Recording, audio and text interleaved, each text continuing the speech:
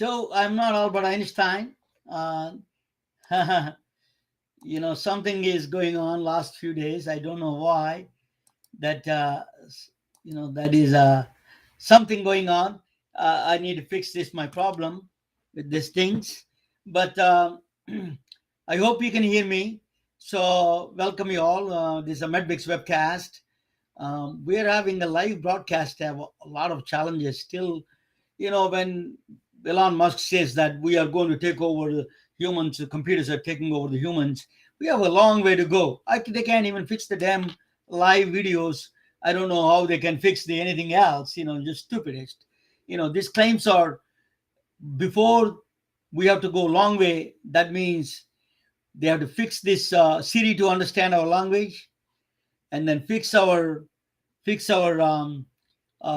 to broadcast proper, and then and then that is the only way you understand this. Then we have to find the mechanism for the diabetes and cancer.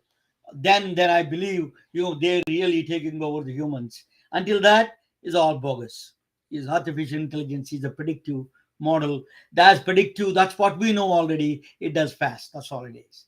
If you wanted to know artificial intelligence, the claims they do is that you have to read the book of mathematical physicist Roger Penrose's book. Is a Emperor's New Mind. It is a very different book. Says that that um, it says that there is a mathematical restriction, Kutgodal's incompleteness theorem. It tells you cannot, because the mind is not a computational, so there is no way you can simulate the mind. That's what the saying that. But let us see. I'm checking it, all my problems right now. Okay, uh, so I'm checking the problems. Welcome to this is kind of, you know, I'm a physicist. I can tell you something about physics. What what Steven Weinberg said that he is a physicist. I'm kind of frozen out a little bit, but what he said is, under all we all feel that we're all separate people, and also subjects are separate: physics, mathematics, biology, chemistry, and medicine, science, all kinds of mathematics. They're all separate from each other. But what he says is that they're all governed by universal laws. For example, meteorologists think that there is a when the drop in pressure is going to rain. That's actually came from the universal law, from the particles, of all the particles acting upon. It is a fundamental universal law that is a pressure dropping is governed by another universal law. That's what he says. So it is all mechanisms. But anyway, I hope you can hear me. That what I'm trying to. I hope this is an exciting program today. I'm going to introduce you two important guests in my life. One is my co-host. I'm going to introduce here first, and then I'm going to bring Rick Batello. I think I'm saying his name. He's still there. I don't think he's there. Yeah, he's still there. I'm going to bring him to the broadcast. Um, So I'm going to ask him what he does, and a little bit. Let me let me bring him, actually, Rick, first. Um, you know. So let me. This is. I'm just checking. It's a lot of things going on here, and series. Just excuse me. This is one of the things that I'm trying to change the. Okay, I don't even know it's working or not, but let's leave it to God. So I believe in God for a while. Welcome, Rick. Are you there, Rick? Can you hear me?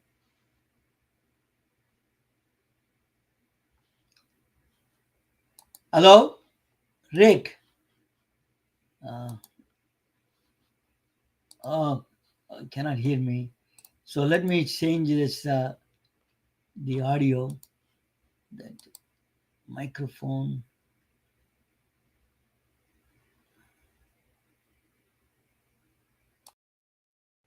Rick, can you hear me, Rick? You cannot hear me. Oh, let me try this.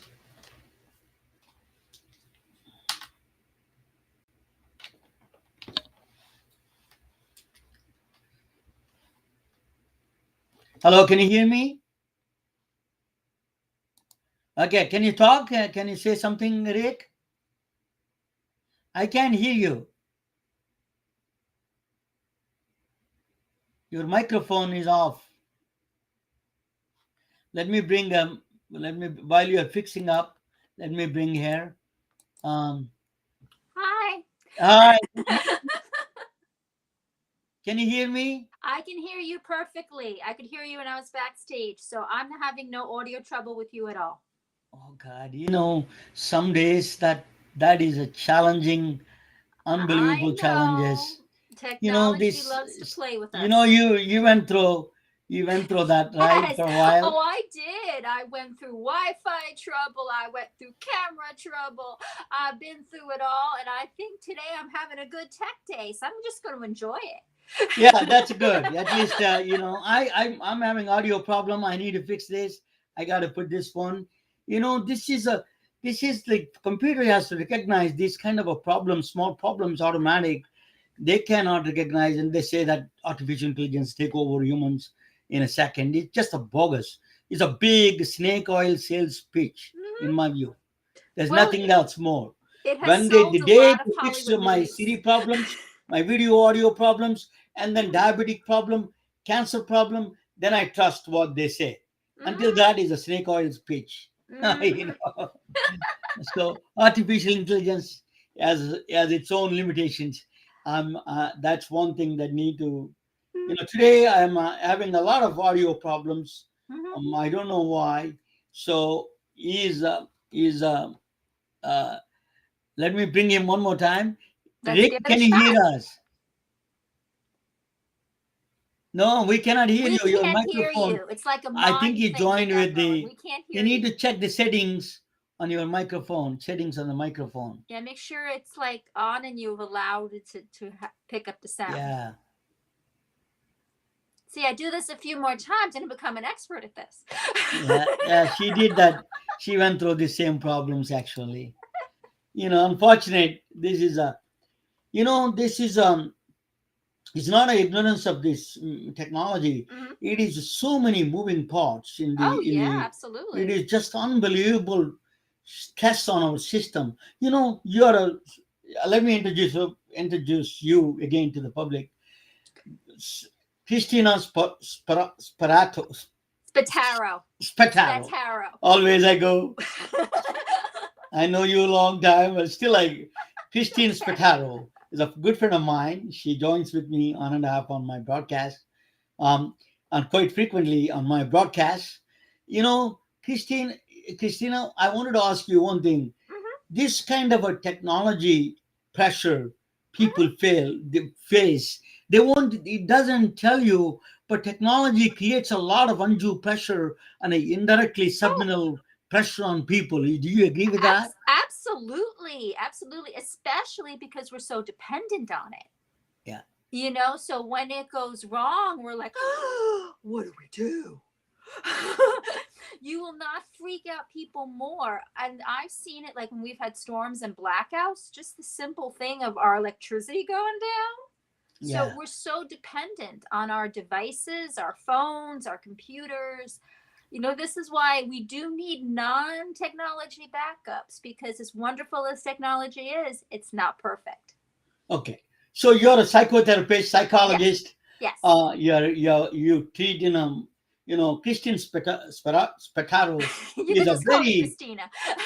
Christina is a psychotherapist in the Bronx. She practices Yes. in the really middle of the Bronx. Um, uh, he says that yeah, but anyway, you're not unmuted. Let me check this. You're not Rick. This is not unmute. You must be joining by Safari. You have to join through Chrome. Check through the Chrome, and you have to join through the Chrome. If you join with the Safari, it's a problem here. So Ah. Yeah, that's why he's having the problems. It's a safari issue. Yeah. But anyway, Okay. so you learned quite a bit these things, and then you know, um, this is a technology. Technology is creating a lot of pressure. Even the Mhm, people who are very familiar with the technology, mhm. uh, technology, the he's saying that, Well, the pressure comes when things don't go as we want them to, and we feel the and pressure. yeah.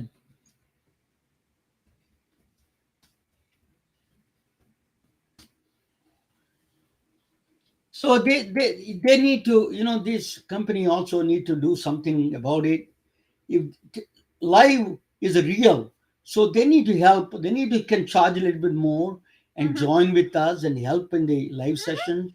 All these people, they don't understand the business model. They follow Hmm. some Russian, Ukrainian prospect, but they need to change that and then help people these live sessions to go very well, because that is Hmm. the key. People don't watch recorded sessions that well. People will want to see the live session. You see your joy and your frustrations and all Sure. of them in a combined.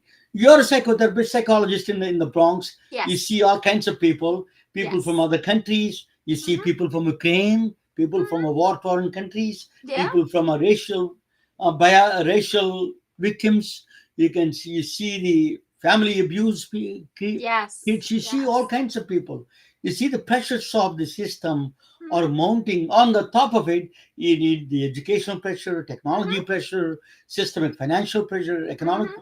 all these things piling up on people. It is an unbelievable amount of stress on people, putting It on is. It is stress a on lot people. of pressure. A lot Absolutely. of pressure. Tremendous So amount of pressure. it's a breakdown. The policy makers have to understand Hmm. these are the pressure the systems are creating.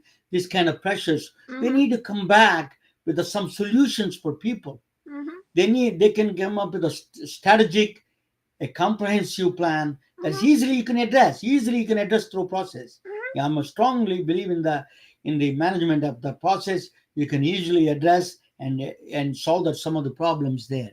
Hmm. But Rick, let me bring Rick one more time. Rick, can you hear us? We cannot say Can you something. I say cannot hear something? you. Speak. No. Still you have a problem with the mic. Your mic is not picking up. There is a gear button there in the bottom. Click on it and put audio and check it. That's the only way you can check it. Let's see. So while you're fixing it, I'm going to do the presentation of Okay. the. So Christina, the pressures that, how do we solve these pressures? Once we think that these are all not separate issues, Hmm. all of them are human problems, human challenges, Of course. human thinking, is that if you understand that, it always solves the problem. Okay, that is my strong belief. Rick, still you need to figure it out. That Well, it's my both understanding and also figuring, being want to be part of the solution. A lot, not Yeah. enough people want to be part of the solution. So actually, yeah, that's one thing. Yeah, they need to be part of the solution. So I'm going to present today. It is a very interesting subject: how the art can create a mental relaxation technique. How the mental Cool. relaxation art and how they are connected scientifically. The art and the artistic, the expressions, and then the mental relaxation, how they are scientifically connected, very Hmm. physics way connected. I'm going to explain that. So I'm going to play that. Stay with me. I'm going to I'm do not that going anywhere. I'll presentation. stay. Yeah, I will put this one and all of them in the bottom and see if we can. I hope they can listen. Rick can listen probably. So the mysterious paintings by this man may be a key to a mass mental health relaxation. That is the Hmm. one. What is that? Who is that mysterious man? You're all wondering about it. Yes, I'm wondering. His name is is that this is the one I'm going to talk about. If I name that medicine a different name to it, is a field, a different field. It's called fractal medicine. I will explain a little bit about that. It is connected with it's kind of all of them together Mm-hmm. in a human thing. It is from the philosophy, from the religions, from everything it came out. So it is a comprehensive thing. So mm, this is a drunk man scribble. Um, this is a I don't know. Is I hope you can hear and you can hear him. I hope Rick this time. Rick, can you hear us? I can hear you. Oh Oh, no, we can hear you. good. Congratulations. Yay. I'm going to bring you back after my presentation. There's a presentation about good. You solved the problem. Thank you all. Thank you all for joining. I'm going to introduce Rick in a few minutes. But let me. I started the presentation. I don't want to stop it. What is this modern art? What is this mysterious man painting can solve? So he painted this one. Is a modern art or a drunk man scribbles? That's a question you have. So a lot of people think the modern art is a drunk man scribbles, but I have a different opinion of that. So that is his name is Jackson Pollock. Is a modern day art painter. That is a Singwin trail. That what is a that art sold for more than $200 million. So guess Mm. it. So you are wrong. That is not a drunk man scribbles. He's a Jackson Pollock was born in Wyoming. He's a very trained artist. He trained in New York. He was a drunk guy. He's sure he's drunk most of the time, but his art is phenomenal. So his modern art is something science behind it. If you think about that, um, what is science behind it? I will explain to you. This man sold his paintings more than $200 million. So he's Mm. not a drunk man's painting. He was a trained artist actually. What is it? He's trained in a special art called drip art. He take a put a canvas there and he throw and spatter this. He cuts. They call him a spatter master. They spatter the paints on it. Okay, that's what he does. But his painting has a mysterious thing behind it. I will explain to you that one. Before I explain that, I'm going to explain this painting. This is a Mark. This is Henry Markram. Henry uh, Markram. His name is Henry Markram. He's a neuroscientist. He took a picture of the mouse brain. He took a picture of the brain. He through the data analysis. He did the picture of the brain of the mouse. Then, if you look at it, that is a picture of the brain of the mouse, but it's a human brain is not that far from there. It's a it's a tiny portion of the human brain is the mouse brain. That's what it is. So if you see, if I go back and I say in the mouse has a 31,000 neurons and 8 million connections, very small part of it. If you see, we have 100 billion neurons in the human mind, human brain, 100 billion neurons, and 1 trillion connections, 1 trillion, 100 trillion connections, sorry, 100 trillion connections in the human brain. It is a phenomenon, you know. So, so what is that? What is this? Actually, that's why a lot of scientists study mouse. So don't call next time anybody, hey, you have a rat brain. Rat brain is complex. Okay. So nobody, don't call it anybody rat brain. Is that a picture of the rat brain? So if you look at the brain and the art of the Jackson Pollock, they looks very similar. If you see that, there is something mystery behind it. You see that modern art of the painter Jackson Pollock, Sanguine Trail, a modern art who sold more than $200 million that art, original painting. And the art of the brain itself, you can see next to each other. And they look very similar. There is something mathematics. There is something, what is something common in between? if they look exactly similar, what is the extraction? Mathematicians and scientists, would they interpret that kind of a commonality between those two things? That is called fractal geometry. Fractal geometry is a I want to show you fractal geometry. I'm going to show you the, if I can get back, that today was, this week is a lot of challenges I had. I don't know, sometimes that's a life.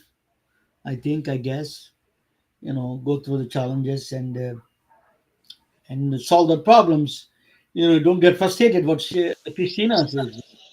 But fractal geometry is a kind of a geometry that what he created is a fractal. I will explain you what is a fractal geometry is. He created a machine. It's called a polkalizer. Jackson Pollock, his last name is Pollock. He called a polkalizer, and machine creates the fractal art, the Jackson Pollock art. On the right hand side, the neuroscientist Hindi Markram created a brain project. He took the data points of all the brain and uploaded into the computer. So both of them are geometrical structures. They have a geometry behind it. There is a topology behind it. That's what the commonality between those two. Jackson Pollock art, and then Markram brain project. It's called Blue Brain Project.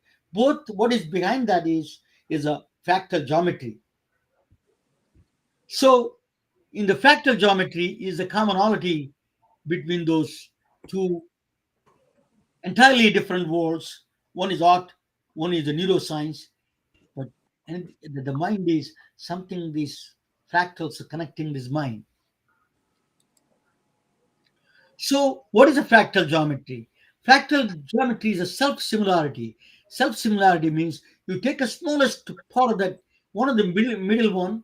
I love to show you fractal geometry. I hope I can show you the video on the fractal geometry, but it's not, that I'm waiting for that. Um, so fractal geometry is built upon, if you take a seashores, if you take woman's womb, in the baby, when the woman's womb, how the baby looks like when before the division, that's the baby looks like.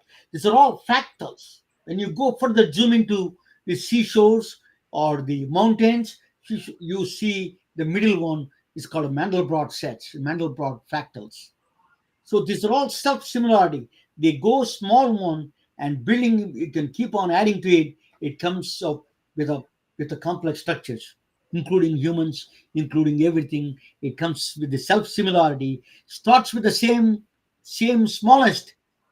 Cell is the smallest component in the human body. You cannot go smaller than that. Compared to this surface versus volume ratio, that is the smallest you can get, the cell structure. That is repeating that itself into self similarity that creates, that is human body. So self similarity is the smallest fractally that you can take it. When you further zoom in, it will become subdivided, subdivide all the way to the atomic level. It subdivides. These are the fractal geometries. These are the fractional angles that you don't see. So self similarity, that's what you remember, is the nature copies the self similarity quite a bit. So human body is on the cor- left side in the nervous system is a fractals.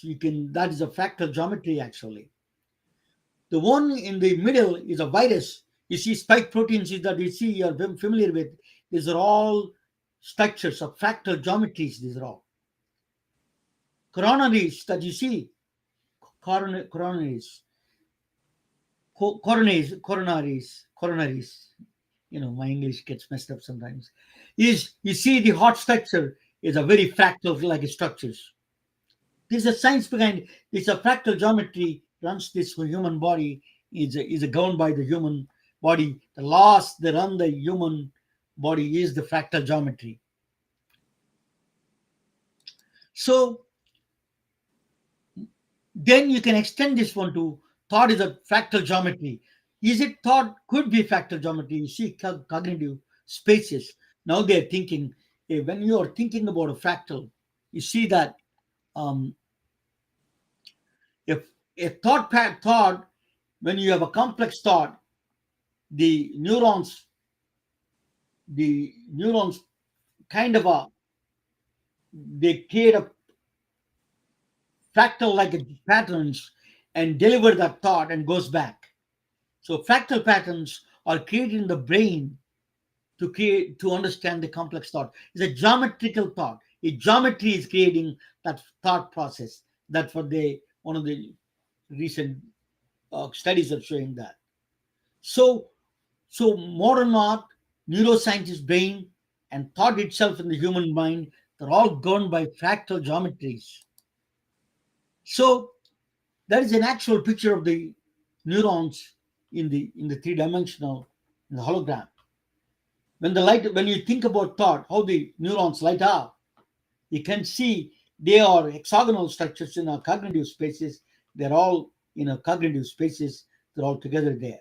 Okay, so it forms a patterns of a fractal geometry in the thought process when you do critical thinking.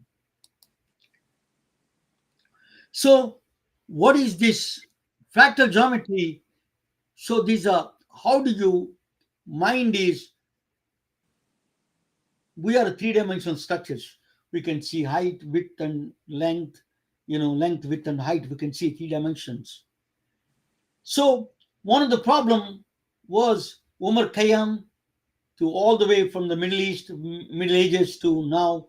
Biggest problem is how to stack oranges. It's a funny thing. It is one of the challenging mathematical problem, but it came out in the one of the celebrated mathematician Hilbert says that the unsolved problem is the spears, arranging spears, which is oranges, kind of oranges spears, arranging in a structure that is a compact and can put a maximize the space. If you when you transport oranges from one place to other place, how can you maximize the space to put a maximum number of oranges? But this is what the scientists and mathematicians puzzled all day. So her name is Mariana Wajowska. Sorry about that. I'm trying. My name is a lot. My name is harder, I thought, but her name is much harder than my last name. She won the last month, just a few days ago. She won the field medal, which is equivalent to Nobel Prize in mathematics.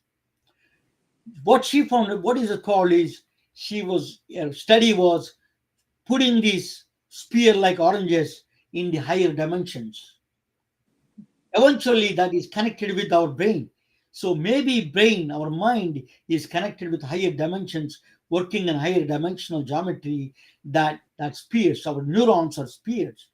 The spears, the neurons. If you consider all our neurons are oranges or spears, then how do they communicate? How they talk to each other? How they arrange themselves into the higher dimensions is the one. She got the field medal for that. She figured out that process.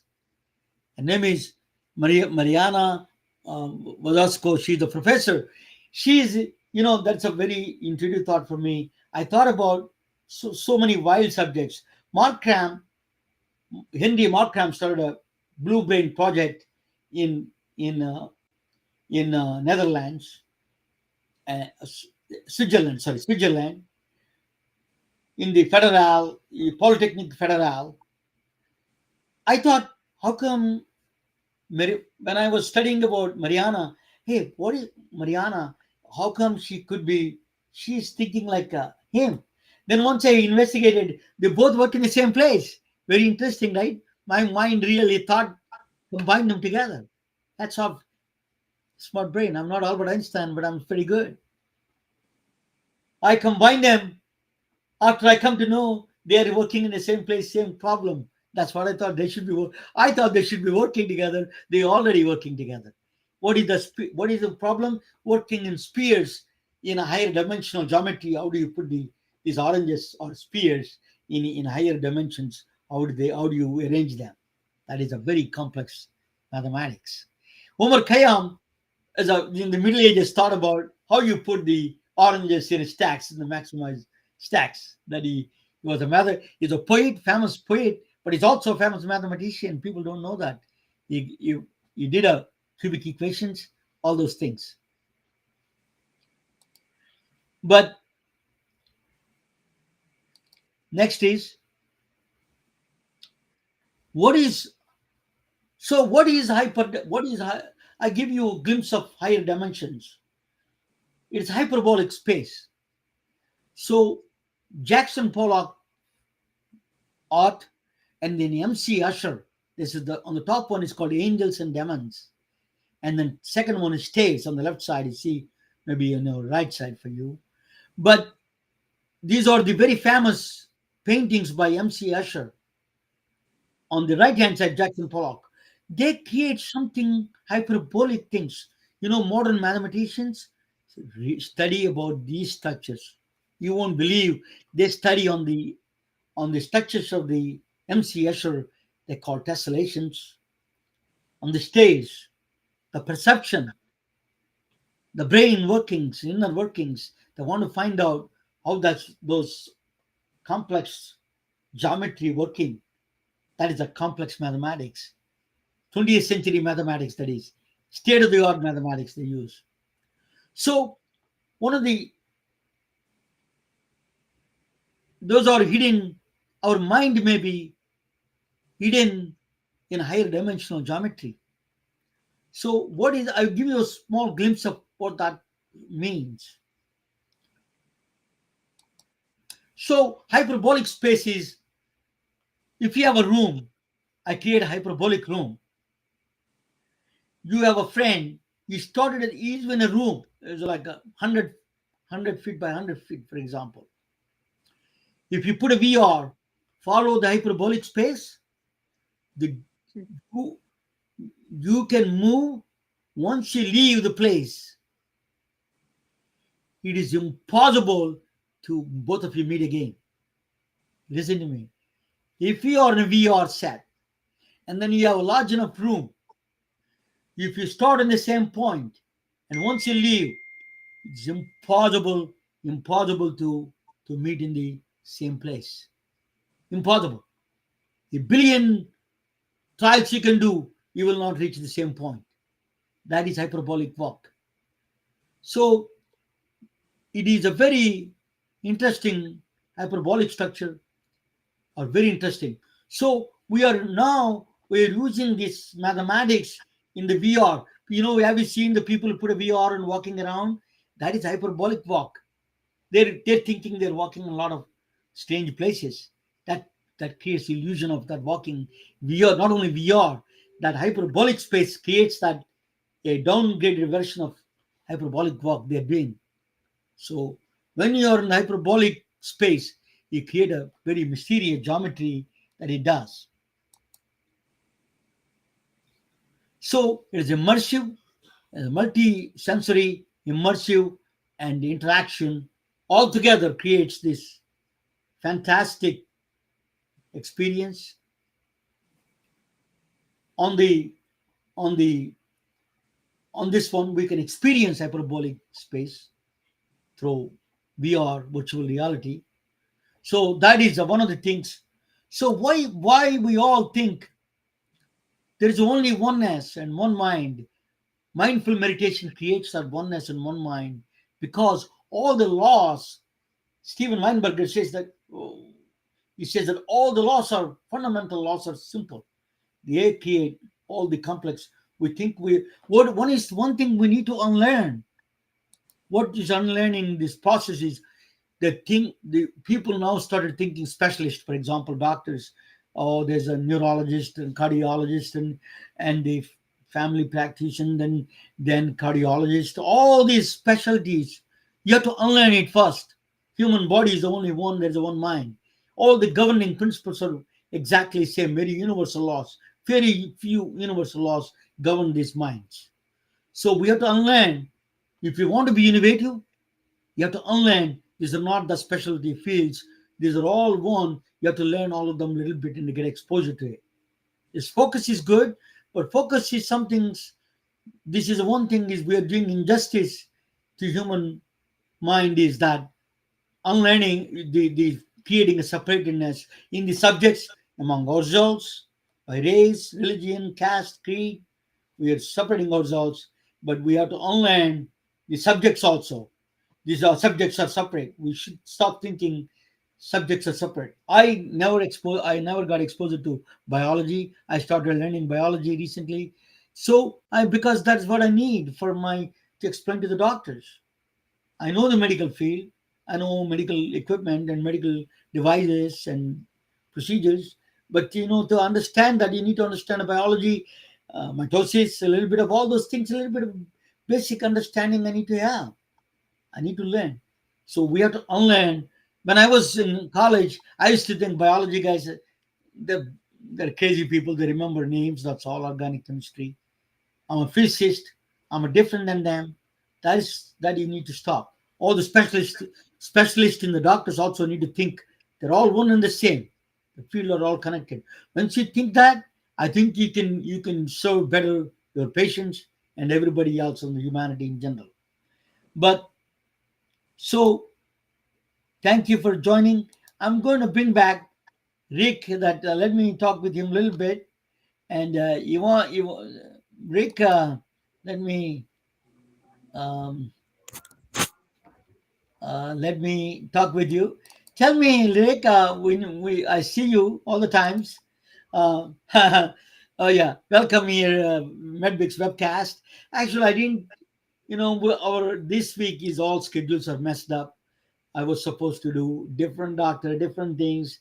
It's all mixed up. I try to do my best next time, but I try my best.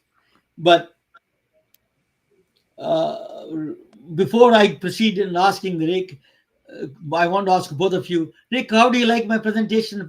Christina, I'm going to ask you first. Christina, what do you think of my presentation? I thought it was very interesting. I mean, as you know, I am drawn to the mind and VR and all these things. Anytime we can kind of explore that, because a lot of our problems are mindset. It's getting stuck in our thoughts, it's getting stuck in a particular way of looking at something. So, anytime you can expand that, you can change how you look. For instance, look at today as, in spite of the challenges, you put on a good show. That's how you have to look at it. Yeah, it is a challenging. It's not Yes. easy to smile and do under a lot of Yeah. stress. So don't look at the So, negative, look at the positive. Despite the technical challenges, which you have no control over, you put on a good show. okay, thank you. Rick, what do you think of presentation? And I'm going to introduce you a little bit. Rick, tell me about yourself and then tell me about presentation. Talk about what do you do exactly, equity news, what that means. Give me some background of yours, Rick. Well, it's interesting because at the beginning of COVID, I was working where all of a sudden there were no patients because nobody was coming in. Precipitous drop. And I actually didn't have a job for a few months. So it gave me an unpaid sabbatical, which I enjoyed. And during that, I joined the men's group, and it was a very creative group. And I came up with this phrase, equity muse, as an archetype. And equity has unfortunately multiple meanings. Um, it can be financial, it can be legal, and in healthcare, we think of equity very differently. It's about being equitable. So I've had a long-standing interest in equity, and then the reason for Muse was obviously it comes from Greek mythology, but it was it's an inspirational change agent, and I described it as a new archetype, which is part magician, part holy fool, part jester. Rick, could you please talk a little bit louder? Okay, I'll certainly do that. Sorry. Okay. And so I just, I was just defining the archetype of equity muse, which is part magician, part holy fool, part jester. And it's a new change agent. And the purpose of change agents, and I'll you know, circle back to Christina's comments about mind. Is how do you ask questions, or what I call big, hairy, audacious questions, that help to expand our mindsets, inspire, and more importantly, to align our mindsets so that we can take on the wicked challenges and problems of redressing inequities.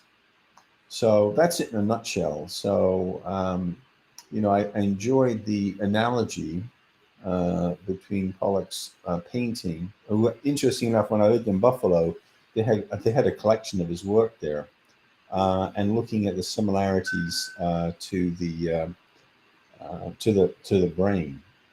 And there's different frames for that. The other frame that comes to mind is just what's called isomorphism, which is reproducing structures or parallel process or whatever. There's different ways of thinking about it. So I enjoyed the connection between those two visuals. So, Rick, in physics, I'm a physicist. One of the things, the reason I spent 30 years in healthcare, setting up doctors' practices, placing doctors, and running imaging centers. I did everything in healthcare that you can possibly imagine. So, one thing I learned is doctors they think they can innovate doing MBA. I would say MB, they need to first unlearn what is their learning. Specialties or something highly focused, that is good. Nothing wrong with the learning specialty, but you cannot ignore other areas that you think that you don't need it, that's somebody else's field. You need to learn and get exposed. One of the things in physics we ask questions, is more important than answers, in fact, is how to put a question together. Exactly. What is the north pole of a north pole? That is a grammatically right, but a meaningless question. So you can asking a question is a very important, Mm-hmm. in our physics. Same thing, the doctors when asking patients, framing the correct questions are extremely important. So that is the way the challenge, more than answer, framing the right question, you can get the data better. So my job is to giving the innovation techniques to doctors to expose to Mm-hmm. mathematics, physics, Mm-hmm. technology, arts, all of them are come under one banner if you understand the universal laws. They're Mm-hmm. not different from each other. So including all the specialties that they treat about that. Rick, what is the services you provide? What is your where do you live? Where are you from? Where you are calling from? I'm from Charlotte, North Carolina, Yeah. Oh. and I'm a family physician. Um, I was a professor of family medicine, but I'm post academia. I'm still practicing in integrated medicine. So, you know, I still enjoy doing clinical work. So I keep on doing it because it's enjoyable for me. So, Mm-hmm.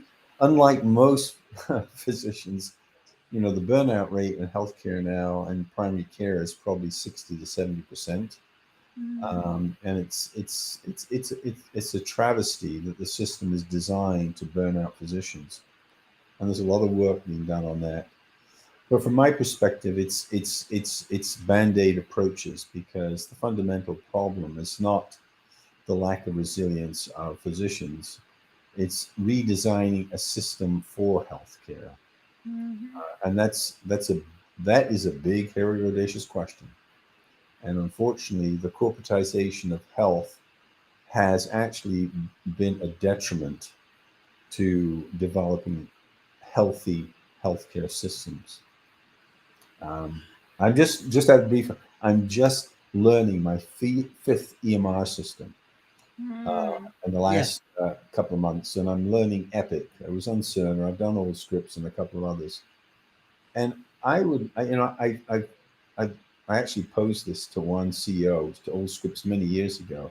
And Mm-hmm. I think every CEO of any EMR system should spend a day in the life and be a scribe for the primary care physician and Mm-hmm. actually do the clicking that goes on.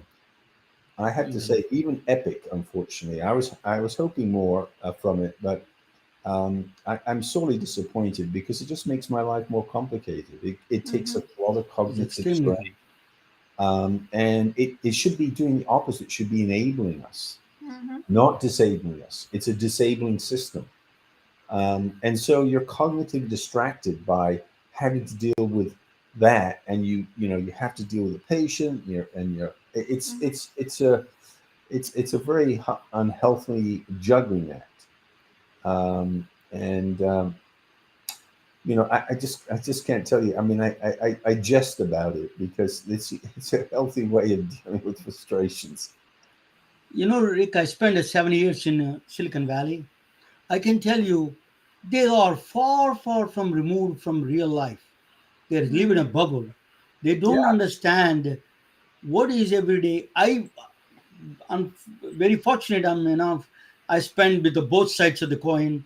I'm not a doctor, but I spend a lot of times running my imaging center, working with hundreds of doctors. I learn. I think there's two different worlds. They think two different worlds. They think it's separate world. You think they're a separate world. We have to bring them. For example, Epic is a VA system, open source software. It's a federally funded software. It's called Mm-hmm. Mumps Language. It is an open source. You can download the backbone structure for free. The Epic system.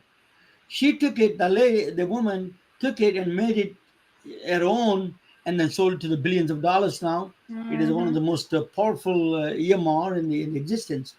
But it is written, actually it came from a human suffering. Epic is born out of human suffering. They took a VA hospital, the data they collected from 1940s onwards. That's VA system working there. The amount of the data they collected is humongous. That data empowered the real system, came out of from the data, from the pains of the people. So what you're seeing, Epic is not what you're seeing now. Is actually, it's a federally funded program that was in the backbone to that. It's called Mumps Language, and it is written in very old language. And then all the design of the program came from a lot of VA soldiers going through a lot of psychological pressures, depressions, and then their physical problems. It came out of that after 40 years. So she took that advantage of it. I don't blame her. I used to see her in some of this VA hospital. That when they were, it is a mumps is a VA. It's called Vista. It's not Vista. Microsoft is different Vista. So I want to ask you, Rick. You're a family physician. What you're telling me some changes to be made. What kind of changes you think we need to make? Give me one or top two or three. Well, you have to change the financial system. First of all, the fee for service model treadmill is dysfunctional. Um, there are already models out there, actually, direct primary care linked to employee based healthcare plans that actually take insurance companies and hospital systems out of the relationship between the primary care physicians and their patients. And it's already here. But it's unfortunately, you're dealing with the 800-pound gorillas who are, dominating the jungle of healthcare, and so uh, these enterprises are on the fringes. Um, but that's why I see the greatest hope. Actually, is but the question is what's going to flip it, and I just don't see any political will to make significant changes. And so, like a lot of innovation, it always comes from the fringes of people who are opting out of dysfunctional systems because they're not working for them. And the question is, what the innovation I think that's needed, and the entrepreneurship, is how to scale up these systems that are on the fringes. So that's it. That's my short answer. Sure, Rick. That fee for service model. If you, I have a, I I have a lot of admiration for primary care physicians.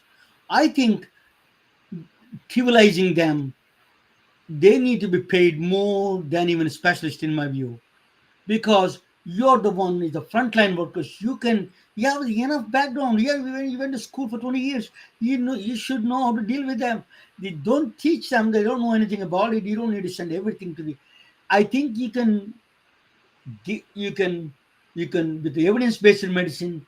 You can, for example, one of the things I suggest is two eyes of a doctor, primary care doctor, should be ultrasound and X-ray.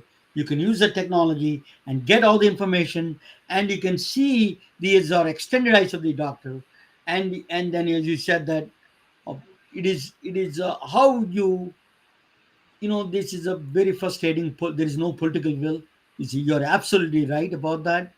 It is very frustrating. I don't understand how this country, such a great country, is going down because of this lack of political will. How to change a fundamental changes in healthcare? Do you agree with that, Rick? Very much so. And what's even makes it worse, there's not going to be enough primary care physicians. You know, the baby Hmm. boomers are retiring. I think it's going to lead to a greater number of nurse practitioners and physicians assistants taking in Hmm. that role. But actually, I'd like to circle back to Christine because she's in mental health, and I've worked in Yeah, that is. integrated systems.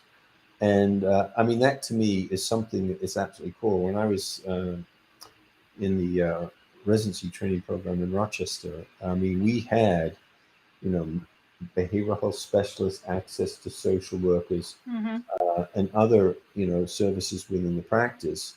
But there's a real lack of integrated behavioral health.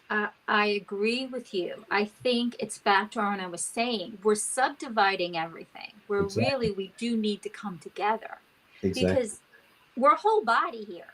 The Yep. mind and the body, it all works together. And when you subdivide it, and I'm not talking to you, you're not talking to me, we're actually not giving our clients the care they need because Absolutely. every illness is a combination of mind and body. We should be, it should all be integrative. Yep.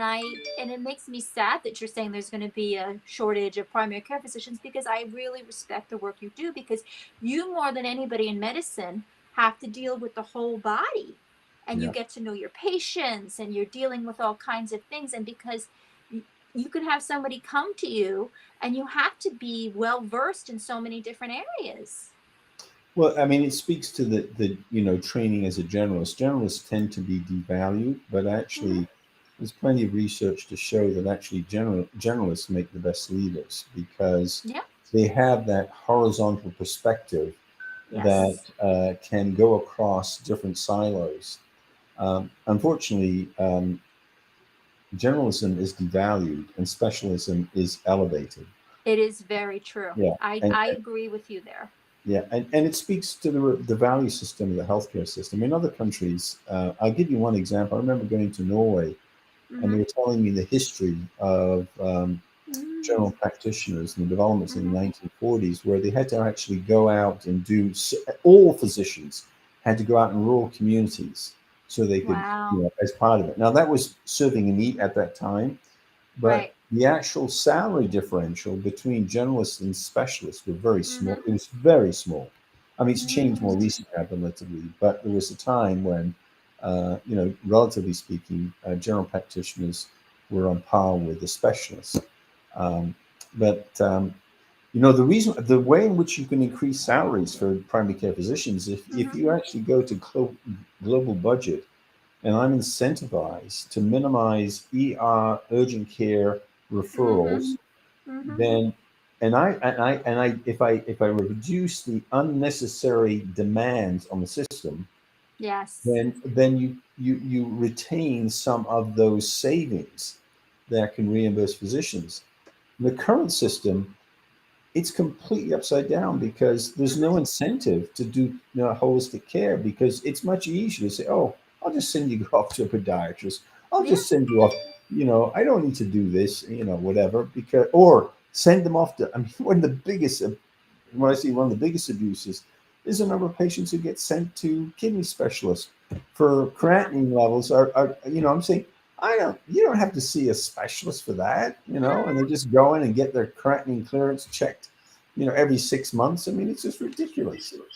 Yeah, It's true. And the problem is they're making medicine a business model instead of a of course it is. humanistic Totally. model. Yeah, And exactly. that's the problem.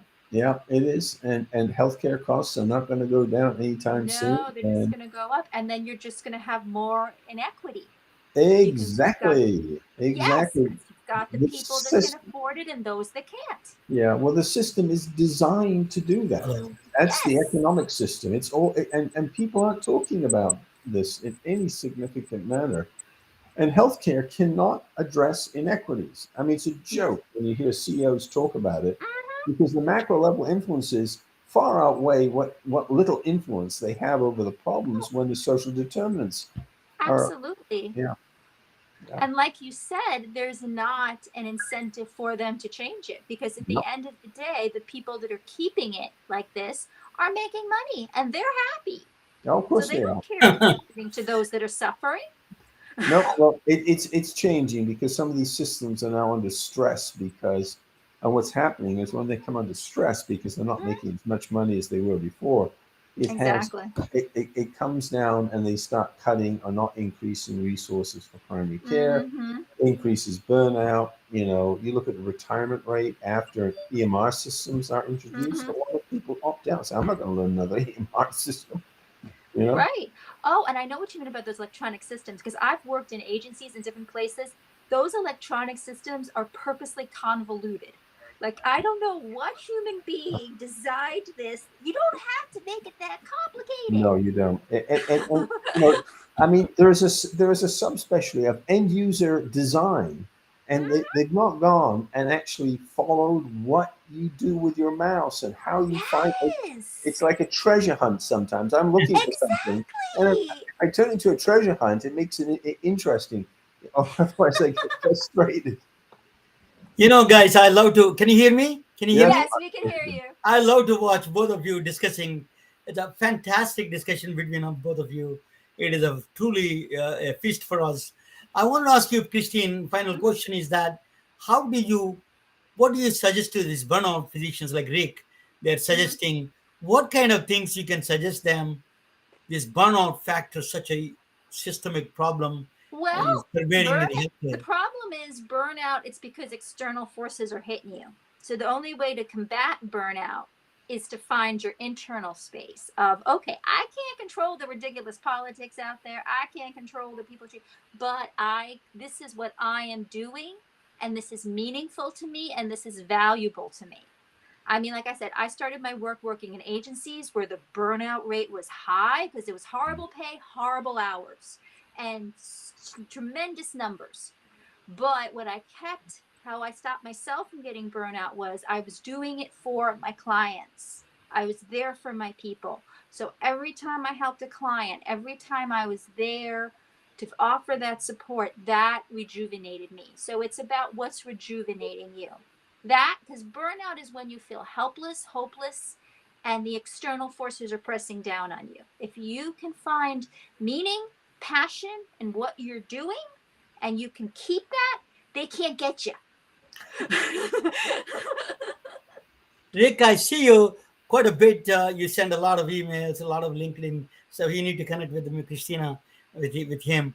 What is that? What are you trying to achieve? That's a final talk. I give it to you. What are you trying to achieve?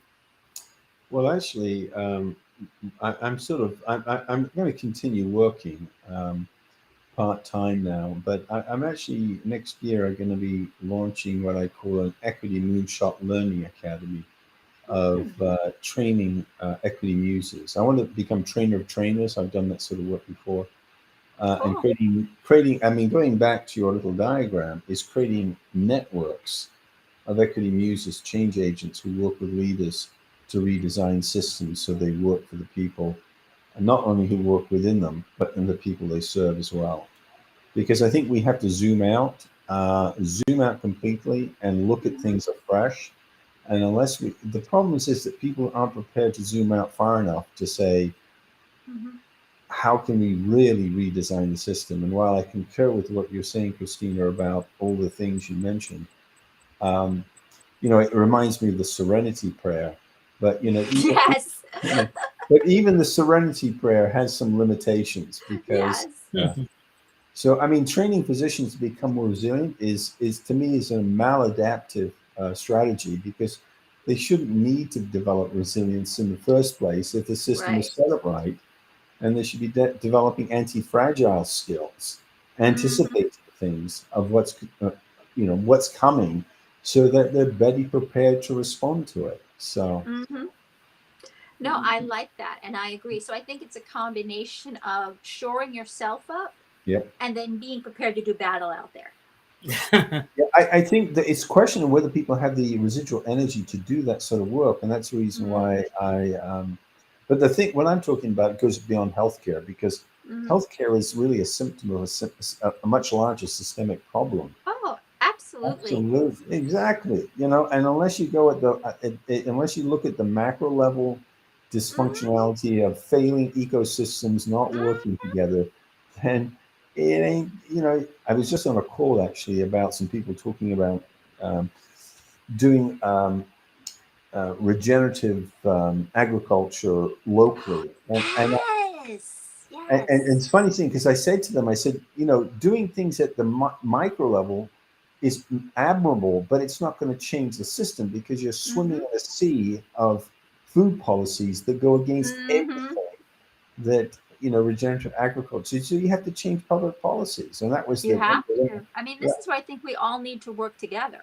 The You know, medical, the mental health, people, all the people in medicine who want the change, we all need to work together. Because if Exactly. enough people are fighting for the change, then we're going to get it. Yeah, exactly. I will call you back, both of you. Rick, you shared some insights that as a primary care physician, and then equity moonshot is two different worlds, looks like, but they're all one and the Oh, same. no, yeah, it's all interdependent. In a All different, interdependent. so Absolutely. that my Yes. presentation is exactly the same one as is a one human body, one mind. Yeah, So it's I think I level. definitely will call you back, both of you, and we will have a lively discussion on that next time. I think it is going to be very useful for all the physicians hearing, Hmm. all the healthcare professionals.